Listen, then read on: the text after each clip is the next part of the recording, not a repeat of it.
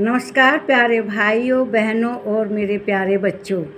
ये कहानी पक्षीपुर जंगल की है। उस जंगल में एक मीनू नाम की चिड़िया रहती थी।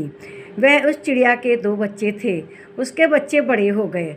अब वह सोचती थी कि इन बच्चों को उड़ना सिखाया जाए, क्योंकि अब उनकी उड़ने की उम्र हो गई थी। उसने कहा कि बच्चों चलो, मैं तुम्हें उड़ना सिखाऊंगी। तुम्हें एक ऊंची जगह पर बैठा दूंगी और वहाँ से उड़ना।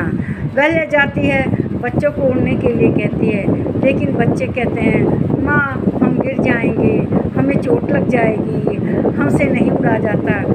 उसने उन्हें बहुत समझाया कि नहीं, उड़ना ज़रूरी है, हम पक्षियों के लिए बिना उड़े काम नहीं चलेगा। लेकिन वह दोनों बच्चों का डर नहीं निकाल पा रही थी। जैसे तैसे करके एक बच्चे ने उसकी बात मानी और वहाँ ऊंचाई से उड़ान भरी, तो वह उड़ना सीख गया। लेकिन जो दूसरा बच्चा था वह नहीं उड़ा, वह जस का तस बैठा रहा। तब उसे बड़ी चिंता हुई कि मेरा बच्चा ये नहीं उड़ेगा तो इसकी ज़िंदगी कैसे पूरी होगी, कैसे यह अपना जीवन पूरा करेगा। उसे इस बात की चिंता सताने लगी कि वह उस बच्चे को कहाँ ले जाए, किसके पास ले जाए। लेकिन वह बैठा ही रहा। चिड़िया ने उसे बहुत उत्साहित किया, बहुत उड़ने के लिए कहा, लेकिन दूसरा बच्चा उड़ा ही नहीं और वह बैठा रहा। अब चिड़िया को चिंता होने लगी कि इसकी ज़िंदगी कैसे पूरी होगी। वह उसे बहुत समझाती, देखो तुम्हारा भाई उड़ रहा है, तुम भी उड़ान भरो, तुम भी उड़ो। लेकिन वह कहता, माँ मैं गिर जाऊँगा, मुझे चोट लग जाएगी, मेरे बस की उड़ना नहीं है। चिड़िया इससे बहुत दुखी होती है और बच्चे को समझाती है कि बेटा बिना उड़े काम नहीं चलेगा, हम पक्षी हैं। वह उड़कर दिखाती, लेकिन वह बच्चा नहीं उड़ता, बैठा ही रहता है। बहुत समझाने पर भी नहीं उड़ता। चिड़िया बहुत दुखी हो जाती है और वह किसी के यहाँ जाने की कोशिश करती है, इसके किसके पास ले जाएं जो मेरे बच्चे को उड़ना सिखा दे। चिड़िया उससे कहती कि चलो तुम उड़ो, लेकिन वह नहीं उड़ता, कहना मानता ही नहीं। तब चिड़िया बहुत समझा बुझा कर दुखी हो जाती है और दुखी होकर अंत में उसे दूसरी जगह भेजने का विचार बनाती है कि उसके पास जाकर शायद उसका बच्चा उड़ना सीख जाए।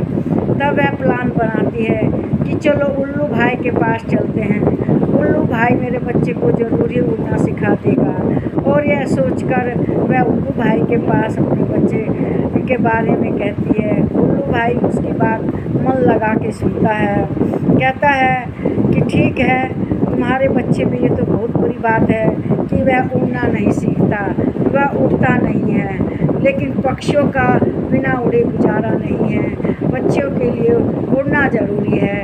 और उल्लू भाई कहता है कि तुम ऐसा करो बहन, इसको 3 महीने तक मेरे पास छोड़ दो, मैं इसको उड़ना सिखा दूँगा। तब चिड़िया कहती है ठीक है भाई, मुझे तुम पर पूरा विश्वास है, मेरे बच्चे को उड़ना अवश्य सिखा दोगे। और वह उसको अपने बच्चे को उल्लू के पास छोड़कर चली जाती है। उल्लू बहुत कोशिश करता है उसको उड़ाने की, लेकिन वह पड़ा ही रहता है, उड़ता ही नहीं है। जब वह उड़ता ही नहीं है और चिड़िया 3 महीने बाद आती है, पूछती है कि मेरे बच्चे ने उड़ना सीख लिया। तो उल्लू कहता है मैंने बहुत कोशिश की बहन, लेकिन तुम्हारे बच्चे ने उड़ना नहीं सीखा। इस तरह से कई पक्षियों के पास जाती है, क्योंकि उल्लू का तो सब प्रयास बेकार हो जाता है और उसका बच्चा उड़ना नहीं सीखता। लेकिन अब चिड़िया की योजना थी कि दूसरे पक्षी के पास ले जाएगी इसको, जो इसे उड़ना सिखा दे।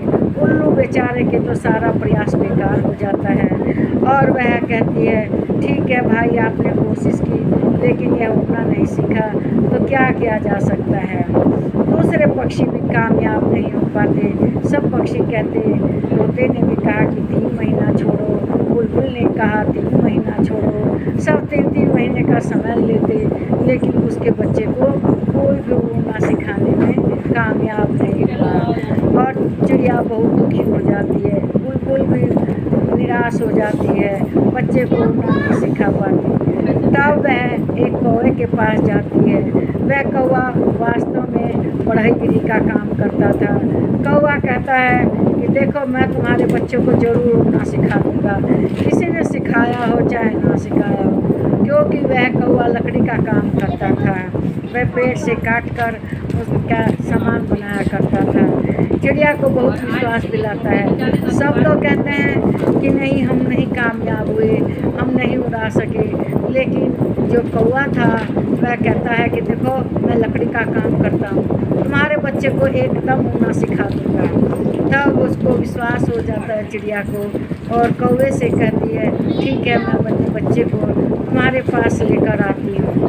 और कौवा भी आश्वस्त होता है, कहता है जाओ अपने बच्चे को लेकर आओ, मैं एकदम तुम्हारे बच्चे को उड़ना सिखाता हूँ। तो जाती है वह और अपने बच्चे को कौवे के पास भेजती है। कौवा उसको उड़ना सिखाने के लिए एक जगह एक पेड़ पर ले जाता है और उस पेड़ पर उसको बैठा देता है। जिस डाली पर बैठा रहता है उसी डाली को काटता है। तो जब बच्चा जिस डाली पर बैठा है उसी को कौवा काटने लगता है तो बच्चा गिरने लगता है, और गिरते गिरते अपने को संभाल कर उड़ना शुरू कर देता है। इस तरह से बढ़ई कौवा उस बच्चे को उड़ना सिखा देता है। कौवा आकर बताता है कि तुम्हारा बच्चा उड़ने लगा। कौवा वह भी कि देखो कितनी अच्छी तरह से उड़ रहा है। तब वह कहती है कि तुमने कैसे सिखाया इसको कि ये उड़ने लगा।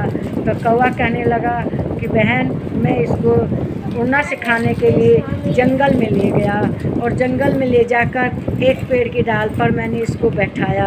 यह जिस डाल पर बैठा हुआ था मैंने उसी डाल को काटा, तो यह उस पर से नीचे गिरने लगा। जब काट रहा था डाल तो वो नीचे जब पक्षी गिरने लगा तो वह अपने शरीर को संभाल कर उड़ने लगा। इसीलिए बिना रिस्क लिए कोई भी काम संभव नहीं है। जब रिस्क लेता है, डाल काटता है और पक्षी गिरता है तो उड़ना सीख जाता है बच्चा। इस तरह से हम लोगों को जीवन में रिस्क लेने से घबराना नहीं चाहिए। इस वीडियो को लाइक करें, शेयर करें, इस पर कमेंट करें, मेरे चैनल को सब्सक्राइब करें। नमस्कार भाई।